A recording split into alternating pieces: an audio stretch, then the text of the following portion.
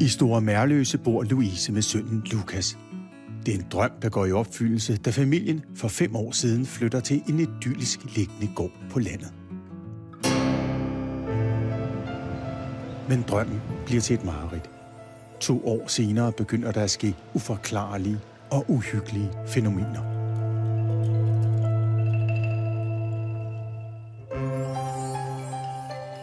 Da vi køber stedet i 2011, fornemmer jeg en rigtig, rigtig dejlig energi hernede. Ro og slet ikke noget ubehag på nogen måde. Men nu har vi haft den i 5 år. Og det sidste, siden 2013, det startede, ikke? Det er hernede, lyden kommer. Lyden af en kop, der væltede, og det her kattemad, der bliver kastet ud over gulvet. Jamen, jeg ligger i sengen, som sagt, og læser og hører den her 2 glaskugler, der bliver smadret mod gulvet, og det her meget, meget fine glas, der splinter ud over gulvet, kan jeg høre. Så hele den nat, hele den aften, der var sket en hel masse på gården, som ingen af jer skal forklare. Altså, når jeg går herud i vores bryggers og i vores forbrygger, som ikke har fået lavet stand endnu, udover at blive kølig, og så bliver det også ligesom om, at man skal ikke bruge for meget tid herude, vel? Altså, det føles sgu bare ikke som om, at det er herude, jeg hygger. Ude i fyrrummet og i vores forbryggers og vores bryggers, der føles det altid sådan en lille smule fremmed at komme, og ikke venligt og ikke behageligt at være. Det har altid føltes som om, at det har været fremmed for mig at gå herind. Godt nok er det et værksted samtidig med et fyrrum, men det føles bare som om, at når jeg står her, så står der en her og holder øje med mig og bare fortæller mig, at jeg bare ikke skal komme nærmere. Og jeg bare skal blande mig udenom, og jeg bare skal blive væk, og jeg skal overhovedet ikke røre en finger på noget. Jeg skal bare lade tingene være. Det Louise beskriver er bare starten på de mærkelige fænomener. Det skulle blive værre. 3 år er lang tid at leve med uforklarlige fænomener, så Louise har tilkaldt Danmarks spøgelsesjæger nummer 1, Marcia Tjekhav. Vi har bedt Louise om at forlade gården, mens Marcia er på besøg.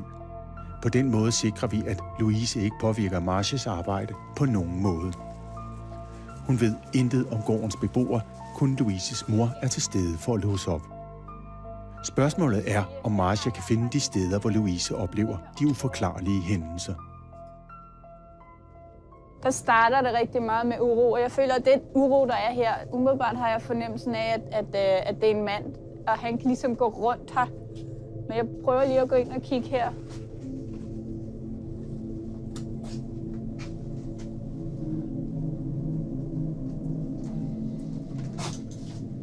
Og når jeg er herinde, så får jeg rigtig meget sådan trykken i min vejrtrækning. Jeg føler mig ret presset, jeg føler mig ret overvåget, når jeg er i det her område og på vej ind.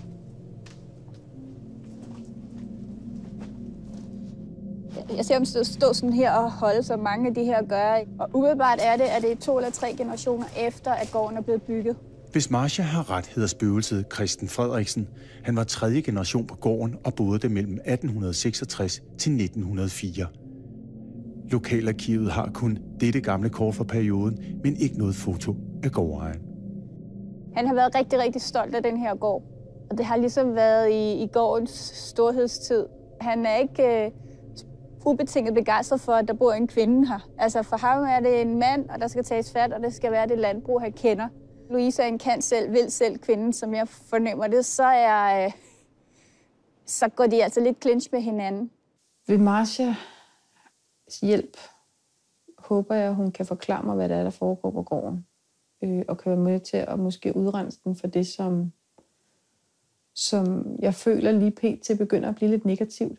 Og vi så kan måske få renset ud til, at der kommer en friskere energi her. Og tingene stopper. Marcia fornemmer, at der er 2 personer, der går igen. En mand og en kvinde. Udover at se og fornemme skikkelser, der holder øje med hende, oplever Louise også, at ånderne tænder og slukker lyset og kaster ting på gulvet. Altså herude, der føler jeg jo, at der foregår en masse her i døren, når jeg sidder inde i stuen og kigger. Der føler jeg ligesom, der er en masse trafik, kan man sige det sådan. En masse, der går forbi. Der er faktisk flere af mine veninder, når de har været hernede, har sådan spurgt til, hvad foregår derude i køkkenlyset. Det er her, Marcia kommer på sporet af ånd nummer 2. Ja, jeg har en kvinde herude. Umiddelbart føler jeg, at hun hører til Louise. Altså, det er en pårørende til Louise, som jeg skal ind og have fat i. Umiddelbart er jeg lige i tvivl, om det er mormor eller oldemor lige nu.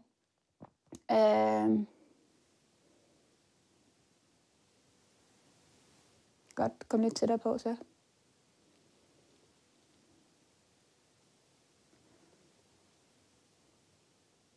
Hun var inde og tage, kan man sige, tage nogle kampe i forhold til det her tema med kvindens rolle i samtiden. Jeg føler, at hun i sit liv både har boet på landet og også været koblet ind i forhold til by. Der har været noget med by, der også har været vigtigt for den her kvinde. Jeg ser hende i begge situationer. Igen rammer Marcia plet uden at vide noget som helst om Louise og hendes familie. Den kvinde, jeg mærker ude i køkkenet, har jeg følt en meget ro og behagelig fornemmelse ved, når hun er her. Og ikke en, jeg skal være nervøs for, ikke en, jeg skal tænke på. Og jeg selv tænkt tanken, om det kunne være et familiemedlem, og eventuelt min mormor, for vi var meget knyttet. Louises mor, der lukkede Marcia ind, er ikke i tvivl om, at det er Louises mormor, altså hendes egen mor, Marcia beskriver. Hun var en af egnens første kvindeforkæmpere og har boet både på landet og i København. Og ville den her karismatiske kvinde, som ligesom virkelig tog nogle kampe forud for hendes tid på en eller anden led, ville det også give mening? Helt vildt. Helt vildt. Perfekt. Helt vildt. Altså, jeg var slet ikke i tvivl, da jeg lyttede der. Godt. Jamen, jeg føler jo lidt, at det er lige præcis her, at jeg ser, der er nogen, der går forbi og ud i køkkenet og står i døråbningen. En dag, da min veninde var herinde, jeg var gået over i stallen, hun skulle bare lige skifte tøj, og hun stod hernede for enden af trappen, og så hørte hun trappen knirke og gulvet knirke ovenpå. Og det knirker rigtig meget, når vi går der. Og så kigger hun op, og så ser hun bare en, der står ved ryglænet eller ved gærdet op og kigger ned på hende. Men hun kunne ikke nå at se, om det var en mand eller en kvinde. Hun kunne bare se, at der var nogen, der stod og kiggede. Og så blev hun rigtig, rigtig nervøs, og så smuttede hun bare over i stallen rigtig hurtigt og sagde, det gør jeg ikke alene. Jeg går ikke i dit hus alene mere. Lige heroppe ved døren, ind til de 2 værelser, som vi ikke har fået sat i stand endnu, at der står en og kigger ned på hende. Og det er også den afdeling, jeg ikke synes er så behagelig at komme i. Efter køkkenet går Marcia op i soveværelset, hvor hun fornemmer, at nogen holder øje med Louise og hendes lille søn. Og det er præcis, hvad Louise oplever. Når jeg ligger oppe i min seng, så føler jeg nogle gange lidt, at jeg bliver overvåget. Når jeg kommer herop, så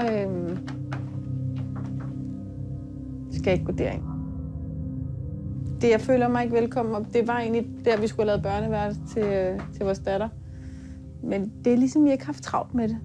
Jeg ligger i den her side af sengen, og der føler jeg tit, at der enten står en her og kigger på mig, eller så herovre ved døren, eller faktisk derovre ved den der gine.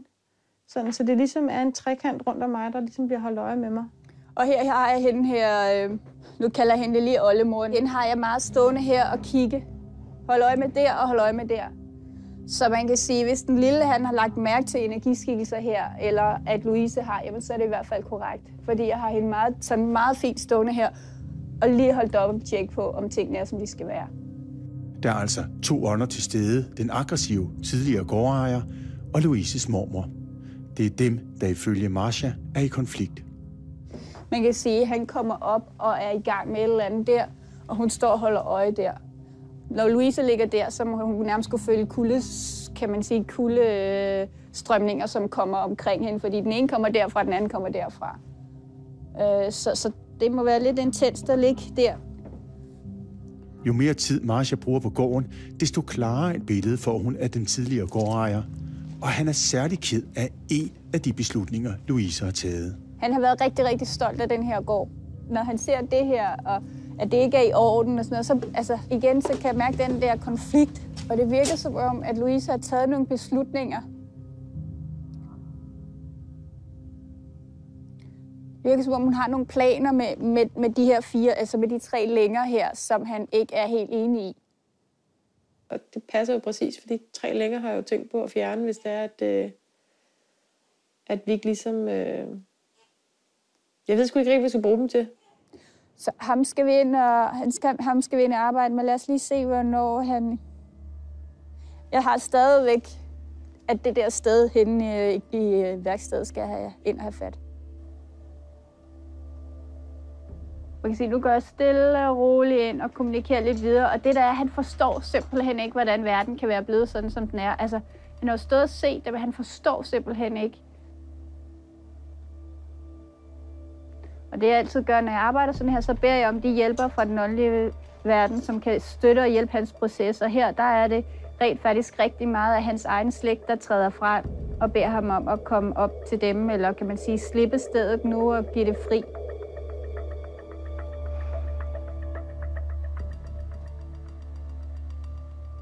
Og stille og roligt begynder jeg kan trække vejret bedre herinde, det vil sige, at energien begynder at lette herinde.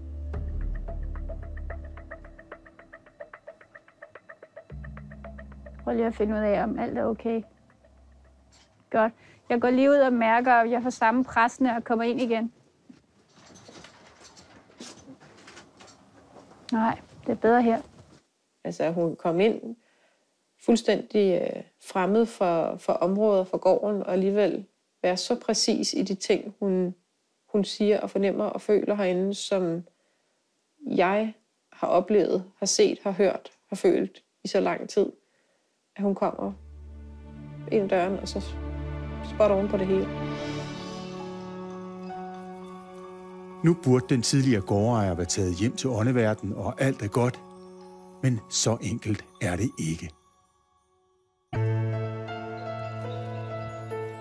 Spøgelsesjægeren Marcia Tjekov har været på besøg hos Louise, der bor på en hjemsøgt gård. Hun fandt ud af, at det var den tidligere ejer, Christen Frederiksen, der gik igen. Hun uddrev ham, men Louise er stadig utryg.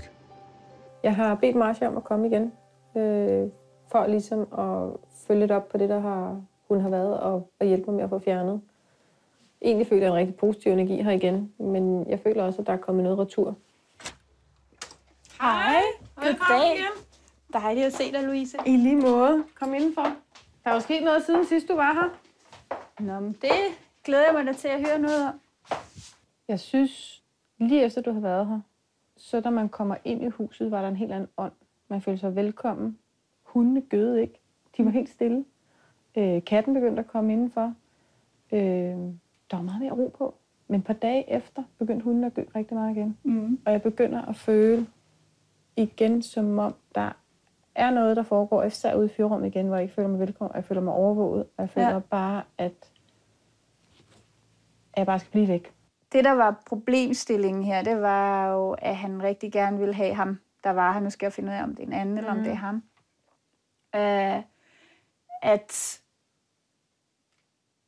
At der var nogle ting, som du ville lave om ved hans sted, som han ikke var tilfreds med. Ja. Og det satte en masse forskellige ting i gang. Så lad os få arbejdet videre der, sådan, så du kan have den ro med, at det der fyrrum, det er også dit slutfærdigt. Ja, det er præcis. Lad os prøve at tænke. Godt. Marcia er sikker på, at det er den gamle gårdejer, der stadig spøger.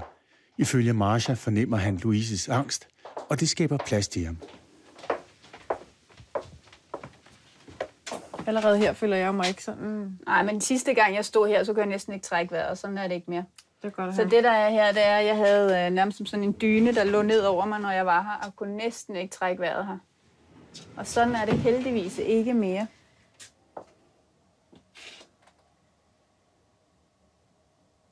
Ej, der er meget, meget rare her. Sidste gang var jeg virkelig, virkelig hårdt påvirket, da jeg stod her, ikke? Ja. Godt, så lad os lige få arbejdet her. Så det, jeg vil gøre, det er, hvis du stiller dig herhen,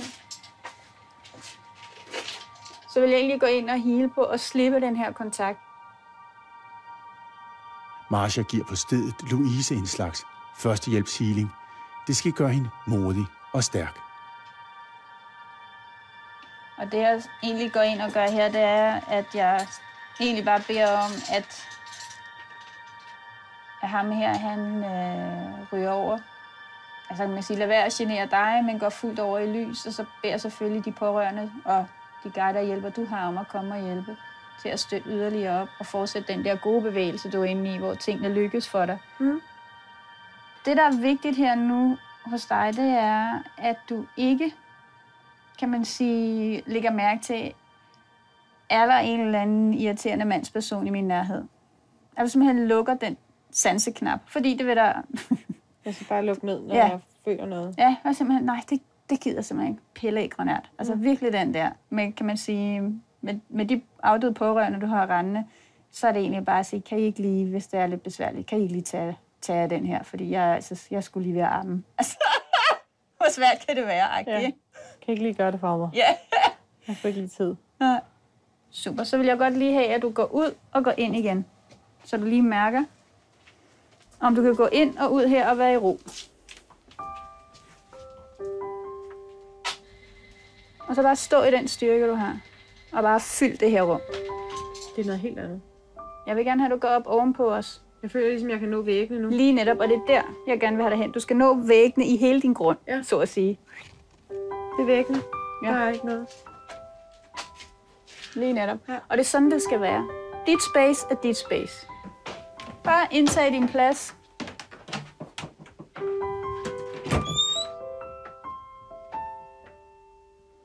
Det er dit. Ja, det kan jeg godt mærke. Slet ikke ubehageligt. Slet ikke fremmed. Nej. Rigtig godt. Så nu har du egentlig en god følelse af at være herhjemme. Ja. Rigtig godt. Det er hjemme. Ja. Og det er sådan, det skal være. Du er hjemme i dig, og du er hjemme i dit hjem. Ja. Det er helt vildt så stor en forskel, der har gjort. Mm. Hold nu op. Ja, det er nu rigtig godt, ikke også? Og i lige måde. Jo, mange tak. Hej, hej. Hej. Her en måned efter optagelserne er der stadig ro på gården, og der foregår ingen mystiske ting.